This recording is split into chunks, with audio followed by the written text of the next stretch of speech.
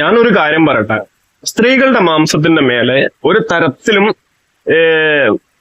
അത്ഭുതമില്ലാതെ കേവല കൗതുകം മാത്രം കൊണ്ടുവരുന്ന സ്ത്രീകളുടെ മാംസത്തിന്റെ മേലെ ആശ്ചര്യം, ആഗ്രഹവും, പൂതിയും, ദാഹവും, അല്ലെങ്കിൽ സാമ്പത്തികപരമായിട്ട് ചൂഷണം ചെയ്യാനാണെങ്കിൽ അങ്ങനെയൊക്കെ ചെയ്യുന്ന കുറച്ച് ടീം ഏഷ്യാനെറ്റിന്റെ ഉള്ളിലുണ്ട് എന്നുള്ളതാണ് മെയിൻ ആയിട്ടുള്ള ഒരു കാര്യം. അത് പല ആളുകളും പല സന്ദർഭങ്ങളായിട്ടും കുറെ ആളുകൾ ഇനിയിപ്പോ അഖിൽമാരാര് പറഞ്ഞ് ഇങ്ങനെയൊക്കെയാണ് കാര്യങ്ങൾ എന്ന് പറഞ്ഞപ്പോ 2-3 സ്ത്രീകൾ വന്നിട്ട് തന്നെ കാര്യങ്ങളൊക്കെ പറഞ്ഞ് ഇത് ഇന്നതാണ് അങ്ങനെയാണെന്നൊക്കെ പറയും. എന്നിട്ടും സമൂഹം വേണ്ട രീതിയിൽ ഈ കാര്യങ്ങൾ ഏറ്റെടുത്തിട്ടില്ല. ആ രീതിയിൽ എന്താ പറയുക ചർച്ച ചെയ്യപ്പെട്ടിട്ടില്ല. അതിപ്പം ഈ ഇൻഫ്ലുവൻസിന്റെ ഭാഗത്തു നിന്നാണെന്നുണ്ടെങ്കിലും അല്ലെങ്കിൽ ഇപ്പൊ ഈ അന്തിച്ചർച്ച ചെയ്യുന്ന കുറെ ചാനലുകളൊക്കെ ഉണ്ടല്ലോ, അങ്ങനെയാണെന്നുണ്ടെങ്കിലും ഒരു പാവപ്പെട്ടൊരു മനുഷ്യന് 1 കിലോ അരിയോ അതല്ലെങ്കിൽ ഇത്തിരി എന്തെങ്കിലും ഭക്ഷണം കഴിക്കാൻ യോഗ്യതയില്ലാത്ത അല്ലെങ്കിൽ അതിനൊന്നും കഴിവില്ലാത്തൊരു മനുഷ്യന് എവിടെന്നെങ്കിലും ഒരു 100 or 50 ഒക്കെ കട്ടെടുത്തിട്ടുണ്ടെങ്കിൽ അത് പൊക്കിപ്പിടിച്ചിങ്ങാണ്ട് അയാളെ ശൂന്യാകാശത്തേക്ക് വിട്ടിട്ട് ചാനൽ ചർച്ചയും അന്തിച്ചർച്ചയും വട്ടമേശ ചർച്ചയും അതല്ലെങ്കിൽ സാഗരി ചായപ്പീടിയിൽ വരെ ഇരുന്ന് കണ്ട കുറെ ആൾക്കാർ മോങ്ങി തേങ്ങി പല ഈണത്തിലും കരയണത് ഇവിടെ നമ്മൾ കാണുന്ന കാര്യമാണ്.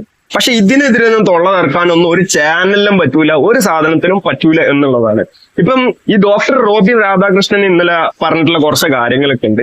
അത് ഷിബിൻ പറഞ്ഞതും അല്ലെങ്കിൽ അഖിൽമാരാര് പറഞ്ഞതും, അഖിൽമാരാര് പറഞ്ഞപ്പം ഒന്നുങ്ങാണ്ട് കുറെ ഗേൾസ് വന്ന് പറഞ്ഞുള്ള കാര്യങ്ങളൊക്കെ അതേപോലെ തന്നെയാണ് ഇയാളും പറയുന്നത്. ഭീഷണി, ബ്ലാക്ക് മെയിലിങ് കാര്യങ്ങൾ, അത് മറ്റേത് മറിച്ചത് അതൊക്കെയാണ് പറയാനുള്ളത്. ഞാൻ ആ വീഡിയോ ഒരു 5 മിനിറ്റോളം വീഡിയോ ആണ്. ഞാൻ ചില ഭാഗങ്ങളൊക്കെ ആയിട്ട് എടുത്തിട്ട് കാണിക്കാം, കാരണം കുറച്ച് കാര്യങ്ങൾ അതിലുണ്ട്. ഓക്കെ, കാരണം എൻ്റെ എക്സ്പീരിയൻസ് ആണ് ഞാൻ എന്ത് ചെയ്തത് ഷെയർ ചെയ്തത്. എനിക്ക് ബാഡ് എക്സ്പീരിയൻസ് ഉണ്ടായിട്ടുണ്ട്. ഞാൻ എല്ലാവരും അടിച്ചാക്ഷേപിക്കുന്നതല്ല, പക്ഷേ ഇതിലുള്ള 1-2 പേരിൽ നിന്നും പ്രത്യേകിച്ച് ഒരാളിൽ നിന്നും ഒരു ബാഡ് എക്സ്പീരിയൻസ് എനിക്ക് നിരന്തരമായിട്ട് ഈ പറഞ്ഞു. എല്ലാവരും ഒന്നും ഉണ്ടാവുന്നില്ല, അത് ഓക്കെയാണ്. ഒരു സംഘമാകുമ്പോ അല്ലെങ്കിൽ ഒരു ടീമായിട്ട് വർക്ക് ചെയ്യുമ്പോൾ അതിന്റെ ഒരു തലപ്പത്തിരിക്കുന്ന 2-3 ആളുകൾക്കാണല്ലോ കുറെ കഴപ്പും അല്ലെങ്കിൽ പൊളപ്പും ഒക്കെ ഉണ്ടാവുക. ഇത് ഏത് വിഷയത്തിലാണെന്നുണ്ടെങ്കിലും. അപ്പൊ അതത്രേ ഉള്ളൂ. അപ്പൊ എല്ലാരും പറയേണ്ട ആവശ്യമില്ലെങ്കിലും ആരാണ് ആ 2 വ്യക്തികൾ എന്നാണ് എല്ലാരും പറയുന്നത്. ആ 2 വ്യക്തികൾ ആരാണെന്ന് നിങ്ങൾ സമൂഹത്തിന് ബോധ്യമാക്കി കൊടുക്കേണ്ടത് നിങ്ങളെ തന്നെ കടമയാണ്. കാരണം എന്താന്ന് വെച്ച് കഴിഞ്ഞാല് ഇപ്പൊ ഏഷ്യാനെറ്റിന്റെ ആളുകളാണോ അല്ലെങ്കിൽ ഏഷ്യാനെറ്റിന്റെ ആളുകളാണെന്നാണ് ഈ ഡോക്ടർ റോബിൻ രാധാകൃഷ്ണൻ എന്നൊക്കെ പറയുന്നത്. ഏഷ്യാനെറ്റിന്റെ ആളുകളാണെങ്കിൽ ഒന്നും ചെയ്യാനില്ല.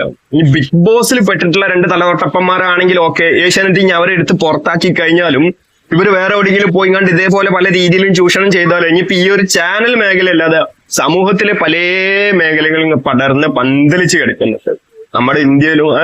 അപ്പൊ അതിലൊക്കെ ഇടപെട്ടും കണ്ട് ഇവരെ ഇവിടുന്ന് ഒഴിവാക്കി കഴിഞ്ഞാൽ ഇവർ ഇതുപോലുള്ള ചൂഷണം ചെയ്യില്ലെന്ന സമൂഹം അറിയാം. അപ്പൊ സമൂഹത്തിന് മുമ്പിലേക്ക് ഈ സ്ത്രീകളുടെ മാംസത്തിന് മേലെ അതിർപ്പും കൗതുകവും അത്ഭുതവും ആശ്ചര്യവും ഒക്കെ എന്താ പറയാ ഇതുവരെ അടങ്ങാത്ത ആ 2 കാമദാഹികളെ കൊണ്ടുവരെ പുറത്തേക്ക്. അതാണെന്നോ പെണ്ണൊന്നും ഇല്ലാതെ എന്താ പറയുക, ഇപ്പം ഒരു ജെൻഡർ വിഭാഗം ഒന്നും ഇല്ലാതെ ഇനിയിപ്പോ ട്രാൻസ്ജെൻഡേഴ്സ് ആണെന്നുണ്ടെങ്കിൽ ശരി, ഇവർക്ക് കാമം മാത്രമേ ഉള്ളൂ എന്നുള്ളതാണ് മനസ്സിലാക്കണം. പല രീതിയിലുള്ള കാര്യങ്ങളൊക്കെ ഉണ്ട്. അതൊക്കെ എന്റെ ഒരു പെർസ്പെക്റ്റീവ് ഞാൻ പറയുകയാണെങ്കിൽ ഞാൻ എയറിൽ പോവുള്ളൂ. പിന്നെ ഞാൻ ഏതായാലും ഇവിടെ നിൽക്കാൻ പോലും പറ്റാത്തൊരു മനുഷ്യനാണ്. അപ്പം അതിലൊക്കെ ഒന്നും ഞാൻ കളിക്കുന്നില്ല. ഞാൻ ചെയ്യുന്ന വീഡിയോ ഒന്നും ഒരു തെണ്ടികളും കാണുന്നില്ല. ഇനിയിപ്പം ഒരു കുട്ടിയെങ്കിലും ഒരു കുട്ടി കാണുകയാണെന്നുണ്ടെങ്കിൽ ഞാൻ എപ്പോഴും പറയുന്നത് ഞാൻ വീഡിയോ ചെയ്യും, അത്രേ പറയാനുള്ളൂ. കാര്യങ്ങളൊക്കെ ഇറങ്ങിയ സമയം തൊട്ടേ ഉണ്ടായിരുന്നു. അപ്പം അവർ പറയുന്ന പല കാര്യങ്ങളും ചെയ്യാൻ വേണ്ടി ഫോഴ്സ് ഞാൻ ചെയ്തില്ല. അപ്പോൾ അതിൻ്റെ ഭാഗമായിട്ട് കുറേ ഇഷ്യൂസ് വന്നിട്ടുണ്ടായിരുന്നു. എൻ്റെ കുറേ ഓഫേഴ്സ്, മൂവി ഓഫേഴ്സ് എല്ലാം ഇതേപോലെ വിളിച്ച് കൊളാക്കിയിട്ട് എന്നെ വിളിച്ചിട്ട് ചോദിക്കും, എടാ നിൻ്റെ മൂവി ഓഫർ പോയല്ലോടാ, എന്ത് പറ്റി? പിന്നെ കല്യാണമാണെങ്കിൽ കല്യാണം കൊള്ളാൻ കേൾക്കുന്നുണ്ടല്ലോടാ, ഇങ്ങനെ ഓരോന്നും തീരുമായി വിളിച്ച് ചോദിക്കുന്നുണ്ടായിരുന്നു. ഞാൻ പറഞ്ഞില്ലേ, ആ ഒരു ഡീഗ്രേഡിങ് ടൈമിൽ ഇപ്പം നമ്മുടെ കില്ലം ഫിറോസിക്ക പറഞ്ഞ കണക്ക് കുറച്ച് ചാനൽസും കുറച്ച് PR ടീമും ഉണ്ടെങ്കിൽ ഏതൊരാളിനെ നെഗറ്റീവ് ആക്കുന്നതേ ഉള്ളൂ. ഇതൊക്കെ ആരുടെ പോരായ്മയായിരിക്കും ഡോക്ടർ റോബിന? നിങ്ങളുടെ പിറകിലൊക്കെ ആർമി പോലുള്ള ആളുകൾ ഉണ്ടെന്ന് നിങ്ങൾ തന്നെ പറഞ്ഞില്ല, പിന്നെ നിങ്ങൾ എന്തിനാ ഭയപ്പെടുന്നത്? ഒരാളെങ്കിൽ ഒരാൾ അഖിൽമാരാരെന്ന് പറഞ്ഞ ഒരു വ്യക്തി അത്രയെങ്കിലും പറഞ്ഞിട്ടുണ്ട് ഇങ്ങനെയാണ് കാര്യങ്ങൾ എന്നുള്ള ഒരു കാര്യം പറഞ്ഞു. ഇതാരൊക്കെയാണെന്നുള്ളത് തുറന്നു വരാനും അയാൾക്കും വലിയൊരു ഉറപ്പ് കിട്ടുന്നില്ല എന്നുള്ളതായിരിക്കും. അതല്ലെങ്കിൽ അതിന്റെ പുറകിൽ വേറെ എന്തെങ്കിലും താല്പര്യങ്ങളും കാര്യങ്ങളൊക്കെ ഉണ്ടായിരിക്കാം. എന്താണെന്നുണ്ടെങ്കിലും ഈ ഡിഗ്രേഡിങ് എന്നൊക്കെ പറയുമ്പം മതി. ഇതുപോലെ ഇപ്പൊ ഈ പടർന്ന് പന്തലിച്ച് കേരളം ആകെ ഇങ്ങനെ ഇതാക്കി നിൽക്കണ ഒരു ചാനലാകുമ്പോൾ എന്തും ചെയ്യാം. അല്ലെങ്കിൽ നമ്മളൊക്കെ എന്താ പറയാ ഇങ്ങനെ ഒരു കാര്യം അല്ലെങ്കിൽ ഈ ഒരു ന്യൂസിൽ പഠിച്ചു വിട്ടു കഴിഞ്ഞാൽ അത് അങ്ങനെ തന്നെ ആയിരിക്കും എന്നുള്ളതൊക്കെ ആണ്. അല്ലെങ്കിൽ അങ്ങനെയൊക്കെ വിശ്വസിക്കുന്ന ആളുകളും സമൂഹത്തിൽ ഉണ്ട് കേട്ടോ. അതാണ് ഒരു സാധനം തിരിച്ചറിയാനുള്ള ഒരു ഇതൊന്നും ഇല്ലാത്ത മനുഷ്യന്മാരായി പോയി സമൂഹത്തിൽ. അപ്പൊ അതേപോലെ ഡീഗ്രേഡിങ് നടക്കുന്ന സമയത്ത് ഞാൻ പിന്നെ എന്ത് പറഞ്ഞാലും അതെന്നെ ഡീഗ്രേഡ് ചെയ്തേ ഉള്ളൂ. കാലം തെളിയിച്ചു. ഇപ്പോൾ ഓരോരുത്തരായിട്ട് വന്ന് അവരുടെ എക്സ്പീരിയൻസ് പറയുമ്പോഴത്തേക്ക് ഐ ഫീൽ ഹാപ്പി. പക്ഷെ എന്നാലും എന്താ പറയുക, ഒരുപാട് ഡീഗ്രേഡിങ് കാര്യങ്ങളൊക്കെ ഏറ്റെടുത്തു. ഞാൻ പറഞ്ഞില്ല ഞാൻ പെർഫെക്റ്റ് ഒന്നുമില്ല, കുറേയൊക്കെ എൻ്റെ ഭാഗത്തും തെറ്റുണ്ട്. പക്ഷെ എന്നിരുന്നാലും മെജോറിറ്റിയും അങ്ങനെ ഒരു പ്രശ്നം ഉണ്ടായിരുന്നു. എല്ലാവരും റിയലൈസ് ചെയ്യുക, അത്രേ ഉള്ളൂ. ആര് റിയലൈസ് ചെയ്യാനാണ് പുന്നാര മുത്തോ? അവിടെ ആളുകൾക്കൊന്നും തിരിച്ചറിയാനുള്ള ഒരു മനസ്സോ ചിന്ത വിവേകബുദ്ധി ഒന്നുമില്ലാത്ത ആളുകളായി പോയി നമ്മുടെ കേരള സമൂഹത്തിൽ. ഇപ്പൊ ഈ ബിഗ് ബോസ് ഹൗസിന്റെ ഉള്ളിൽ തന്നെ പല കാര്യങ്ങളും എന്താ പറയുക, ഈ സമൂഹത്തിന്റെ ഇനി വളർന്നു വരുന്ന പുതുതലമുറന്റെ അവരുടെ മനസ്സിൽ അല്ലെങ്കിൽ ഇനി അടുത്ത തലമുറകളിലേക്കും പകർത്തി കൊടുക്കേണ്ട പല നന്മ കലർന്ന വ്യവസ്ഥകളും ഇല്ലായ്മ ചെയ്യാണ് ഇതൊക്കെ. കാരണം ഈ LGBT ആ കമ്മ്യൂണിറ്റിയിൽപ്പെട്ടുള്ള ആളുകളൊക്കെ ഇവിടേക്ക് താങ്ങി കൊണ്ടുവന്ന് അത് ഭയങ്കര സംഭവമാണ്, ഈ ബഹുവർണ്ണ പതാകക്ക് എന്തോ വലിയ സാധനം എന്നൊക്കെ പറഞ്ഞങ്ങാണ്ട് ഒരു രീതിയിൽ ആക്കി തീർക്കുന്നുണ്ട്. സത്യത്തിൽ ഈ ട്രാൻസ്ജെൻഡേഴ്സിന്റെ അടുത്തോ അല്ലെങ്കിൽ ഈ ഗേ സംബന്ധമായിട്ടുള്ള ലെസ്ബിയൻസ് ആണെന്നുണ്ടെങ്കിലോ അവരുടെ വികാരങ്ങളൊന്നും ആരും ഇവിടെ പറയില്ല. പക്ഷെ ഇവർക്ക് ഒരു അജണ്ട ഉണ്ട്. അതായത് ഇതാണ് ഈ LGBT കഴിഞ്ഞ പ്രാവശ്യം അഭിഷേക് എന്താ പറയാ ജയദീപ് എന്ന് പറഞ്ഞ അയാൾ ഒന്നാമത്തെ സമയത്ത് കണ്ടതാണല്ലോ എല്ലാവരും. ഈ ഒരു സാധനത്തിനെ പൊക്കിപ്പിടിക്കണം. അതായത് അമ്മനും പെങ്ങളും അതല്ലെങ്കിൽ മാതൃത്വോ സഹോദരത്വോ പിതൃത്വോ ഒരു ബന്ധത്തിനും വലിയൊരു കാര്യം കൊടുക്കാതെ ഈ സെക്സ് കളി കുത്ത് ഇത് മാത്രമാണ് ജീവിതം എന്നും സന്തോഷം എന്നും പഠിപ്പിക്കുന്നത്. അതല്ലെങ്കിൽ ആ രീതിയിൽ പുതിയ തലമുറയുടെ ഉള്ളിലേക്ക് കുത്തി വെക്കുന്ന കുറച്ച് സാധനങ്ങളൊക്കെയാണ് ഈ LGBT കമ്മ്യൂണിറ്റി. അതെന്റെ കാഴ്ചപ്പാട് മാത്രമൊന്നല്ല, എല്ലാവരുടെ കാഴ്ചപ്പാട് അതാണ്. ഞാൻ ഈ ഇങ്ങനെയുള്ള സാധനങ്ങളൊക്കെ ഇതിനുള്ളിൽ ഒന്നുകൊണ്ട് പലതും ഇവർ ശ്രമിക്കുന്നുണ്ട്. ഇപ്പം ബാക്കി നമുക്ക് കേൾക്കാം. ഞാൻ വെറുതെ പാട്ട് ഇങ്ങനെ പാടുന്നില്ല, വെറുതെ വീഡിയോ ലെങ്ത് ആയി കഴിഞ്ഞാൽ തന്നെ നമ്മളെ അല്ലെങ്കിൽ തന്നെ കഷ്ടപ്പാടാണ്. മാറ്റം ഉണ്ടാവണമല്ലോ, അതിനാണല്ലോ എല്ലാവരും പ്രതികരിക്കുന്നത്. ആ ഒരു ചാനലിനെ അല്ലെങ്കിൽ എന്റെ മോശം എന്ന് പറഞ്ഞൊരു ആ ഒരു ഇതിന്റെ ഫേമിനെ അല്ല പറയുന്നത്. ഏഷ്യാനെറ്റിലുള്ള 1-2 പേരാണ് ഈ ഒരു ഇഷ്യൂസും കാര്യങ്ങളൊക്കെ ഉണ്ടാക്കുന്നത്. അവർ കണ്ടോ, ഏഷ്യാനെറ്റിലുള്ള ആളുകളാ, ബിഗ് ബോസിന്റെ ആളുകളുണ്ടാ. അപ്പൊ പിന്നെ ഏഷ്യാനെറ്റിനെ ഇടപെടാൻ കഴിയൊന്നുമില്ല. അല്ലെങ്കിലും ഈ കേരളത്തിലെ കുറെ ആളുകൾക്കെങ്കിലുള്ള ഒരു ചിന്താഗതി അല്ലെങ്കിൽ അവര് പറയുന്ന കാര്യങ്ങളാണ് ഏഷ്യാനെറ്റ്. അതില് ഇങ്ങനെയൊക്കെ നോക്കുകയാണെന്നുണ്ടെങ്കിൽ പ്രത്യേകിച്ചിട്ടുമില്ല ഒരു ഇതൊന്നും പറയാനൊന്നുമില്ല. കാരണങ്ങളൊക്കെ അത് തന്നെ ഉണ്ട്. കാരണം ഇവരുടെ ന്യൂസ് കണ്ടിട്ടാണെങ്കിൽ കുറെ ആളുകൾ അങ്ങനെ ഏഷ്യാനെറ്റ് എന്നൊക്കെ പറയുന്നുണ്ട്. ഈ പരിപാടിയൊക്കെ എടുത്തിട്ട് ലാലടക്കം ഈ ഒരു ഇതിൽ പെടുന്നുണ്ട്.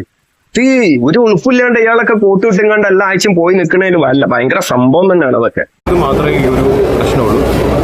അഖിൽമാരാണെങ്കിലും ഷിബിനാണെങ്കിലും ഈ പറഞ്ഞ പലരും എന്ത് ചെയ്യുന്നുണ്ട്, അതാരാണെന്നുള്ളതാണല്ലോ പറയണത്. അത് ഷിബിനാണെങ്കിൽ അഖിൽമാരാണെന്നും പറഞ്ഞിട്ട് കാര്യമില്ല. ഈ രണ്ടാളുകളെ സമൂഹത്തിന്റെ മുമ്പിലേക്ക് വെളിച്ചത്തേക്ക് ഇട്ട് കൊടുക്കാൻ നിങ്ങൾ ബാക്കി കുറച്ച് ചിന്തിക്കാനോ അതല്ലെങ്കിൽ ഇപ്പോഴും കാര്യങ്ങളെ അതിന്റെ രീതിയിൽ എടുക്കാനും അതല്ലെങ്കിൽ കാര്യകാരണങ്ങളെ മനസ്സിലാക്കിങ്ങാണ്ട് ഒരു തരത്തില് വേർതിരിവോടുകൂടെ കാര്യങ്ങള് നിഷ്പക്ഷമായി മനസ്സിലാക്കാനും പറ്റുന്ന മനുഷ്യന്മാരുണ്ട് ഇപ്പോഴും ഇവിടെ. അവര് നോക്കിക്കോളും, നിങ്ങൾ ബേജാറാണ്ടിരിക്കുക. റിയാക്ട് ചെയ്യുന്നുണ്ട്. അതിനനുസരിച്ചുള്ള കാര്യങ്ങൾ എടുക്കുകയാണെങ്കിൽ ബെറ്റർ ആയിരിക്കും. ഏഷ്യാനെറ്റ് ആക്ച്വലി നമ്മുടെ കേരളത്തിലെ വലിയൊരു ചാനലാണ്. ആ ഒരു പേടി കൊണ്ടാണോ ഞാൻ അവിടെ നിന്ന് ഇറങ്ങുന്ന സമയത്ത് ഞാൻ പറഞ്ഞില്ലേ, എന്നെ 2ാമത്തെ സീസണിൽ അവർ പറഞ്ഞു എന്റെ ലൈക്ക് എന്താണ് പറയുക എഗ്രിമെന്റിന്റെ ടൈം തീർന്നിട്ടില്ല, so you have to come എന്ന് പറഞ്ഞ് ഫോഴ്സ്ഫുള്ളി വിളിച്ചു. ആദ്യം പറഞ്ഞപ്പോൾ ഞാൻ വരത്തില്ല എന്ന് പറഞ്ഞു. അതിന്റെ വോയിസ് ഒക്കെ എൻ്റെ ഉണ്ട്, ഞാൻ വരത്തില്ലെന്നാണ് പറഞ്ഞു. വന്നേ പറ്റുള്ളൂ എന്ന് പറഞ്ഞു. ശരി വന്നു. അവിടെ കയറുന്നതിന് മുന്നെയാണ് ഞാൻ അറിയുന്നത് എന്നെ ഡീഗ്രേഡ് ചെയ്യാനുള്ള എല്ലാ പ്ലാൻസും അവർ ചെയ്യുന്നത്. അതുകൊണ്ട് ഞാൻ ഇറങ്ങിയിട്ട് ഫ്രസ്ട്രേഷനിൽ ഞാൻ വിളിച്ച് പറഞ്ഞത്. അത് ഞാൻ അന്നേ പറഞ്ഞു, ഒരു കോർപ്പറേറ്റ് കമ്പനിക്ക് അഗൻസ്റ്റ് ആയിട്ടാണ് ഞാൻ നിൽക്കുന്നത്. സോ ഒബ്വിയസ്ലി എന്നെ ഡീഗ്രേഡ് ചെയ്യാൻ വേണ്ടി ശ്രമിക്കും. അതേപോലെ നടന്നു. ഇനി ആരൊക്കെ നിൽക്കുന്നോ അവരെല്ലാവരും ഡീഗ്രേഡ് ചെയ്യും. മനസ്സിലായില്ലേ? സോ അതിൽ ഇത് കാണുന്ന ജനങ്ങൾ ഏതാണ് ശരി ഏതാണ് തെറ്റെന്നുള്ളത് തിരിച്ചറിയുക. ഞാൻ പറയാം, ഈ ഷോ നല്ലൊരു ഷോ.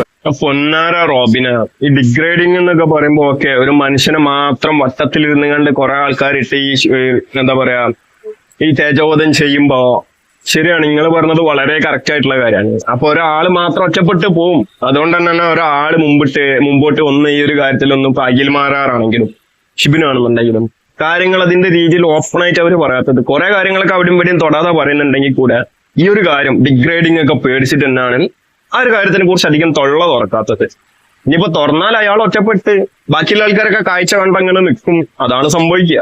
അപ്പം ഇതിനെന്താ ചെയ്യേണ്ടതെന്ന് വെച്ച് കഴിഞ്ഞാല് ഈ ഇത്ര പരന്താന്നൊരു സാധനം അല്ലെങ്കിൽ ഇങ്ങനെ ഇപ്പൊ ഒരു റിയാലിറ്റി ഷോ ആണെങ്കിലും ഇതുപോലുള്ള ഒരു ചാനലാണെന്നുണ്ടെങ്കിലും അതിനെ തിരിച്ചറിയണ്ടേ മനുഷ്യന്മാര്? അതറിയണമെന്നുണ്ടെങ്കിൽ ഈ കാര്യത്തിനെ കുറിച്ചിട്ടൊന്നും ആരും വേണ്ട പോലെ ചർച്ച ചെയ്യുന്നില്ല. ഇതിനെ വേണ്ട പോലെ ഈ അന്തിച്ചർച്ചയും ചാനൽ ചർച്ചയും ഒന്നുമില്ല. അത് വരൂലല്ലോ. കാരണം ഏഷ്യാനെറ്റ് എന്ന് പറഞ്ഞ പടർന്ന് പന്തലിച്ച് നിൽക്കുന്ന ഒരു സാധനത്തിനെതിരെ സംസാരിക്കാൻ ഇവിടെ ആരാണ്ടാവുക? നല്ല ആൾക്കാർ നടത്തണമെന്നുണ്ടെങ്കിൽ ജെന്യൂൻ ആയിട്ട് നടത്തണമെന്നുണ്ടെങ്കിൽ നല്ലതാണ്. ഇപ്പൊ ഫിനാലെ സീസൺ ഫിനാലെ വീക്ക് വന്നിട്ടുണ്ട്. സോ അതില് ആയിട്ടുള്ള വോട്ടിങ്ങും കാര്യങ്ങളൊക്കെ ഉള്ള ആൾ ജയിക്കണം എന്നാണ് എൻ്റെ ഒരു ആഗ്രഹം. അത് ആര് തന്നെയാണെങ്കിലും ആൾക്കാരുടെ സപ്പോർട്ടോടുകൂടി. ഇൻ കേസ് അതിൽ എന്തെങ്കിലും ഫേക്കോ അല്ലെങ്കിൽ വോട്ടോ കാര്യങ്ങളോ ഉണ്ടെങ്കിൽ അതിന് എഗൻസ്റ്റ് ആയിട്ട് ഒരു കാര്യങ്ങൾ ഫയൽ ചെയ്ത് കഴിഞ്ഞാലോ അല്ലെങ്കിൽ അതിനെ പറ്റിയുള്ള എന്താണ് അതിൻ്റെ ഒരു ജെന്യൂനിറ്റി എന്ന് ചോദിച്ചു കഴിഞ്ഞാൽ അത് കാണിക്കാനും അവർ റെസ്പോൺസിബിൾ ആയിരിക്കും. കാരണം ജനങ്ങളുടെ ഇമോഷൻസും ജനങ്ങളുടെ ടൈമും കാര്യങ്ങളും വെച്ചിട്ടാണ് അവർ ഈ ഷോ ചെയ്യുന്നത്. ജനങ്ങളുടെ ഇമോഷൻസും ഫീലിങ്സും അല്ലെങ്കിൽ അവരുടെ സമയം ഇനിയിപ്പോ പൈസയും ഇതൊക്കെ നോക്കിയിട്ടൊന്നും കാര്യമൊന്നുമില്ല. അതൊക്കെ ഊമ്പുക, കഴിയുന്നത് ഊമ്പുക, വടിക്കുക, നക്കുക, ഇതൊക്കെയാണല്ലോ. അതിപ്പോ ഏഷ്യാനെറ്റിന്റെ കാര്യത്തിൽ മാത്രമല്ല, പൊതുവെ എല്ലാ മേഖലയിലും അങ്ങനെയല്ല. അപ്പൊ പിന്നെ ഈ കാര്യത്തിലൊന്നും കൂടുതൽ പറയേണ്ട കാര്യമൊന്നുമില്ല. ഇതിന് ഒരൊറ്റ വഴി മാത്രമേ ഉള്ളൂ. ആരെങ്കിലും ഒരാൾ ഇത് എനിക്കൊക്കെ അറിയുന്നുണ്ടെങ്കിൽ ഉറപ്പായിട്ട് ഞാൻ പല്ലേ അങ്ങനെ തന്നെ ചിന്തിക്കേണ്ടതല്ല. മനുഷ്യന്മാർ അങ്ങനെയാണ് ചിന്തിക്കുന്നതും. മരണം എന്ന് പറഞ്ഞു കഴിഞ്ഞാൽ ഒരൊറ്റ പ്രാവശ്യം സംഭവിക്കുള്ളൂ, ജനിക്കുന്ന പോലെ തന്നെ. അതന്നെ പെട്ടെന്ന് നടക്കുകയെന്നുണ്ടെങ്കിൽ ഏറ്റവും നല്ല കാര്യം, മഹത്തായ കാര്യം എന്നൊക്കെ വിചാരിച്ചിരിക്കുന്ന ഒരാളാണ് ഞാൻ. അപ്പം എന്നെ സംബന്ധിച്ചിടത്തോളം ഈ ഒരു വിഷയം എന്റെ കയ്യിലാണെന്നുണ്ടെങ്കിൽ ഉറപ്പായിട്ടും ഇവരൊക്കെ പിടിച്ചിങ്ങോട്ടൊക്കെ അങ്ങനെയൊക്കെ ചെയ്തു കഴിഞ്ഞാൽ തന്നെ എന്താ പറയാ, എന്തോ വലിയ ഹീറോ ആവുന്നോ അല്ലെങ്കിൽ ഭയങ്കര ഈ സമൂഹത്തിൽ നിന്ന് ഭയങ്കര പിന്തുണ കിട്ടുന്നൊന്നുമല്ല. കാരണം പാവപ്പെട്ട ഇതിപ്പോ ഇങ്ങനെ ഒരു ഷോയിലൊക്കെ എത്തിപ്പെടണം അല്ലെങ്കിൽ ഇതിലൊക്കെ ഒന്ന് പങ്കെടുക്കണം, കുറച്ച് ദിവസമെങ്കിലും ഇങ്ങനെ ആ ഒരു രീതിയിൽ ഇത്തിരി ഫെയിം ഉണ്ടാക്കണം എന്നൊക്കെ വിചാരിക്കുന്ന പാവപ്പെട്ട മനുഷ്യർ, പുരുഷനാണെങ്കിലും സ്ത്രീകളാണെന്നുണ്ടെങ്കിലൊക്കെ ഇതിൽ എത്തിപ്പെടുമ്പോ എന്താണ് അവസ്ഥ? ഒന്നെങ്കിൽ കടന്നു കൊടുക്കേണ്ടി വരും, അതല്ലെങ്കിൽ കുറച്ച് പൈസ കൊടുക്കും.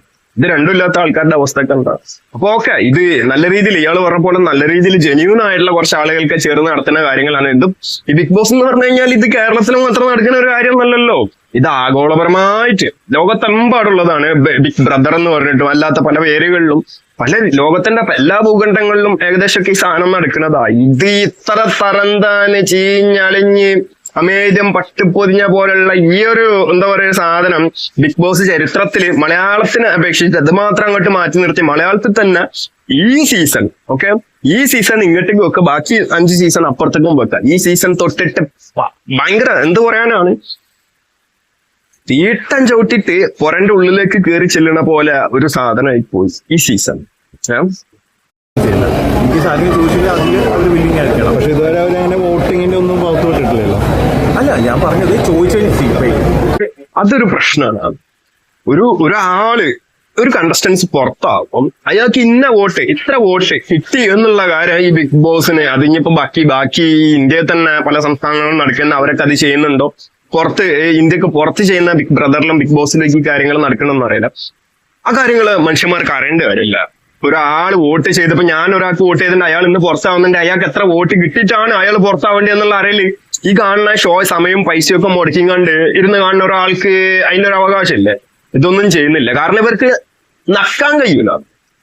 ഈ ബിഗ് ബോസിന്റെ ഉള്ളിലുള്ള ആളുകൾക്ക് അതല്ലെങ്കിൽ ഏഷ്യാനെറ്റിന്റെ കുറച്ച് ടീംസിന് അവരുടെ കാര്യങ്ങൾ നടക്കൂലോ. അപ്പൊ ഈ ശ്രീതുക്ക് ഇന്നലെ പുറത്തായിട്ടുണ്ട്. ഈ ശ്രീതുക്ക് എത്ര വോട്ട് കിട്ടിയിട്ടാണ് ഇത്ര കാലം ഇതിന്റെ ഉള്ളിൽ നിന്നതെന്നും തമിഴ്നാട്ടിൽ നിന്നൊക്കെ ചിലപ്പം ഈ വോട്ടിങ്ങനെ എന്താ പറയാ ഈ ടൺ കണക്കില് മറ്റേ ഈ ലോറിയിലാക്കി കയറ്റി വിടുന്നതായിരിക്കും, എനിക്കറിയില്ല. അപ്പം പിന്നെ അത് മാത്രമൊന്നുമില്ല, ഈ കൺവെൻഷൻ റൂമിലേക്ക് കയറി ചെല്ലാൻ ഈ സീസൺ മാത്രമല്ല, ഈ ബിഗ് ബോസിൽ മലയാളത്തിൽ ചരിത്രത്തിൽ തന്നെ എടുത്തു നോക്കി എല്ലാ സീസണിലും നടക്കുന്നതാണ്. 2, 3, 4 മണിക്കൂർ 5 മണിക്കൂറൊക്കെ 6 മണിക്കൂർ ചിലപ്പോ ഒരു ദിവസം മൊത്തം. ഇപ്പൊ ഈ സിദിനാണെന്നുണ്ടെങ്കിലൊക്കെ വന്ന് പറഞ്ഞതാണല്ലോ, ഇത്ര ടൈം ഇങ്ങനെയുള്ള ആളുകൾ അതിന്റെ ഉള്ളിൽ നിൽക്കുന്നുണ്ട്, സ്ത്രീകളുടെ കാര്യങ്ങളാണെങ്കിലും എല്ലാത്തതാണെന്നുണ്ടെങ്കിലൊക്കെ. അപ്പൊ അത്ര നേരം ഇതിന്റെ ഉള്ളിൽ എന്താണ് പരിപാടി എന്നൊന്നും ആരും ചോദ്യം ചെയ്യുന്നില്ല. എന്തും ആവാലോ ഇവിടെ. അതൊക്കെ ഒരു സാധനം ഇങ്ങനെ നടന്നു പോകുമ്പം ഒരു രസവും കുറച്ച് സന്തോഷങ്ങളും ഹാപ്പിനെസ്സും നല്ല നല്ല മൂവ്മെന്റ്സ് ഒക്കെ വേണ്ടേ. അപ്പൊ അതിനു വേണ്ടിയിട്ടായിരിക്കും എന്നൊക്കെ വിചാരിക്കുക. എന്തോ ആവാം, എന്തു വേണമെങ്കിലും ചെയ്യാം. ഇവരൊന്നും മനുഷ്യന്മാരായിട്ടൊന്നുമല്ല ജനിച്ചത് ഇങ്ങനെയുള്ള ആളുകള്. അത് ഇപ്പൊ എന്താ പറയാ, പ്രത്യേക കുറച്ച് അഖിൽമാരൊക്കെ പറയുന്ന പോലെ ഭയങ്കര എന്തോ ഒരു തരത്തിൽപ്പെട്ട പ്രത്യേക തരം ബീജത്താലെ സൃഷ്ടിക്കപ്പെട്ടിട്ടുള്ള കുറച്ച് ടീംസ് ആണ് ഈ തലപ്പത്തിരിക്കുന്ന കുറെ തലതൊട്ടപ്പന്മാര്. വോട്ടിംഗ് ചെയ്യുന്നത് പറയുമ്പോൾ അതിൽ എന്താണ് അതിന്റെ ജെന്യൂനിറ്റി കാര്യങ്ങളൊന്നും അറിയത്തില്ലല്ലോ. അപ്പം ചോദിക്കാം, നമ്മൾ വോട്ട് ചെയ്യുമ്പോൾ നമ്മൾക്ക് ചോദിക്കാവുന്നതേ ഉള്ളൂ, അല്ലെങ്കിൽ നമ്മുടെ റൈറ്റ്സ് അല്ലേ. റോയിനാണെങ്കിലും എനിക്കാണെങ്കിലും ഇത് കാണുന്ന ഏതൊരു ഈ ഷോയോ അല്ലെങ്കിൽ ഇതിലുള്ള 1-2 പേര്, അത് എനിക്കറിയാവുന്നത് ഏഷ്യനെറ്റിലുള്ള 1-2 പേരാണ് ഇത് കംപ്ലീറ്റ്ലി ഈ ഷോവിനെ കൊളാക്കുന്നത്. ഇന്റർനാഷണൽ ഷോവിന് അതിന്റെ കേരള വെർഷനിലേക്ക് വരുമ്പോൾ ഏഷ്യനെറ്റിലുള്ള 1-2 പേരാണ് ഇത് ചെയ്യുന്നത്. അത് ഇപ്പോൾ വന്നുകൊണ്ടിരിക്കുന്നത്. കേരള വെർഷനിലേക്ക് വരുമ്പോ ഇതാണ് കാമം, കടി, കയപ്പ്, പൈസ, അല്ലെങ്കിൽ ആഗ്രഹങ്ങള്, പ്രത്യേക വ്യക്തി താല്പര്യങ്ങള്, ബിസിനസ്സാണ്. ഇത് സത്യം പറയാനുള്ള പക്ക ബിസിനസ്, താല്പര്യപരമായിട്ടുള്ള ബിസിനസ്സാണ്. സാധാരണ ബിഗ് ബോസ് എന്ന നിൽക്കുക റിയാലിറ്റി ഷോനെ മാത്രമല്ല കച്ചവടം ചെയ്യുന്നത്, ബാക്കിയുള്ള ആളുകളുടെ ചൂഷണങ്ങളും അല്ലെങ്കിൽ അവരുടെ ആഗ്രഹങ്ങൾക്കും താല്പര്യങ്ങൾക്കും അനുസരിച്ച് ബാക്കിയുള്ള വ്യക്തികൾ അടിമനെ പോലെ നിൽക്കണം, അല്ലെങ്കിൽ ബ്ലാക്ക് മെയിലിങ്, അല്ലെങ്കിൽ വധഭീഷണി, അല്ലെങ്കിൽ ഇപ്പൊ ഷിബിന്റെ അമ്മനൊക്കെ ആരോ എന്തൊക്കെ ചെയ്തെന്ന് പറയുന്നുണ്ട്.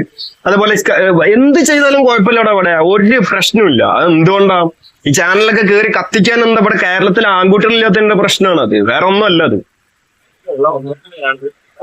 അപ്പം വിചാരിക്കും എന്താണ് ഈ ആൺകുട്ടിയല്ലേ എടോ, ഞാൻ പറഞ്ഞതോ തന്നെ, ഒരൊറ്റ വ്യക്തി ഏതെങ്കിലും രീതിയിൽ എന്ത് കാര്യത്തിലാണെന്നുണ്ടെങ്കിൽ അയാൾ ഇറങ്ങി ചെന്ന് കഴിഞ്ഞാൽ ഞാൻ പറയണത് എനിക്ക് അതിനെന്തോ വലിയ കഴിവുണ്ട്, ഞാനാണ് അതിന് അർഹതപ്പെട്ടിരുത്തന്നൊന്നുമില്ല ഞാൻ ഇവിടെ ഇരുന്ന് പറയുന്നത് കേട്ടോ. അങ്ങനത്തെ ഒരു കാഴ്ചപ്പാടിലൊന്നും ആരും കാണണ്ട. ഈ രീതിയിലേക്ക് ചിന്തിക്കാനെങ്കിലും പറ്റണ്ട കുറച്ച് ആളുകൾക്ക്. അപ്പൊ ഞാനിങ്ങനെയൊക്കെ പറയുമ്പോ കുറെ ആൾക്കാർ, അല്ലെങ്കിൽ എന്റെ പൈസ ഒക്കെ കാണുമ്പോ എല്ലാവർക്കും എന്തോ ഒരു അസൂയയും മാറ്റതും ഇതൊക്കെയാണ്. എനിക്കറിയാത്തത് എന്താ, അങ്ങനെ ഉണ്ടാവുണ്ടെന്ന് എനിക്കറിയാം, കാരണങ്ങളൊന്നും എനിക്കറിയില്ല. ചെറുപ്പം മുതലേ എനിക്ക് അങ്ങനെയാണ്. ഇപ്പൊ ഞാനിങ്ങനെ ഒരു വീഡിയോ ചെയ്യണമെങ്കിൽ കുറെ ആൾക്കാർ ഭയങ്കര ഓവറാണല്ലോ, ഇതേതാണ് ഈ തെണ്ടി, അങ്ങനെയൊക്കെ എല്ലാവരും വിചാരിക്കുള്ളൂ. സ്വാഭാവികമാണ്, അതിൽ എനിക്ക് യാതൊരു പ്രശ്നമില്ല. അതൊക്കെ മനസ്സിലാക്കിയിട്ട് തന്നെയാണ് ഈ 3ഉം 4ഉം വ്യൂസ് ഒക്കെ വെച്ചിട്ടും ഞാൻ ഇവിടെ ഇരുന്ന് ഇങ്ങനെ കരഞ്ഞ് ചലക്കുന്നത്. എന്നൊക്കെ എനിക്ക് തോന്നുന്നു. ഞാൻ അഖിൽമാരാന്റെയും സിബിന്റെയും കാര്യം കംപ്ലീറ്റ്ലി കണ്ടിട്ടില്ല, പക്ഷെ എന്നിരുന്നാലും കുറച്ച് പേര് പറയുന്നത് വെച്ചിട്ട് ലൈക്ക് എന്തൊക്കെ ഇനി പറയാനിരിക്കുന്ന ബ്ലാക്ക് മെയിൽ ചെയ്യുന്നു അങ്ങനെയൊക്കെയാണ് പറയുന്നത്. എക്സലി അത് ബ്ലാക്ക് മെയിൽ ഉറപ്പായിട്ടുണ്ട്. അത് വേറൊരു ബ്ലാക്ക് മെയിലൊക്കെ ആക്കിയിട്ട് ചുരുക്കല്ലടാ. സിബിനിപ്പോ അങ്ങനെ പറഞ്ഞിട്ടുണ്ട് അയാളുടെ അമ്മനെ കുറിച്ചിട്ട്. അയാൾ വെറുതെ അങ്ങനെ ഒരു കഥയൊന്നും പറഞ്ഞുണ്ടാക്കേണ്ട ആവശ്യമൊന്നുമില്ലല്ലോ. സിബിൻ കുറെ കാര്യങ്ങൾ പുറത്തു വിടും എന്നൊക്കെ പറഞ്ഞിട്ട് അയാൾ ഒരു കാര്യം പുറത്ത് പറഞ്ഞിട്ടില്ല, കുറച്ച് കാര്യങ്ങളല്ലാണ്ട്. എന്ത് പറയാനാണ് ഇതൊക്കെ? ഇനി ഇവിടുന്ന് അങ്ങോട്ടൊന്നും വലിയ സുഖമൊന്നും ഉണ്ടാവില്ല എങ്ങനെ നോക്കിയാലും ജീവിക്കാനൊന്നും ഒരു തരത്തിലും. അതിപ്പോ ഇങ്ങനെയൊന്നല്ല, എന്ത് തരത്തിലാണെങ്കിലും അങ്ങനെയൊക്കെയാണ്.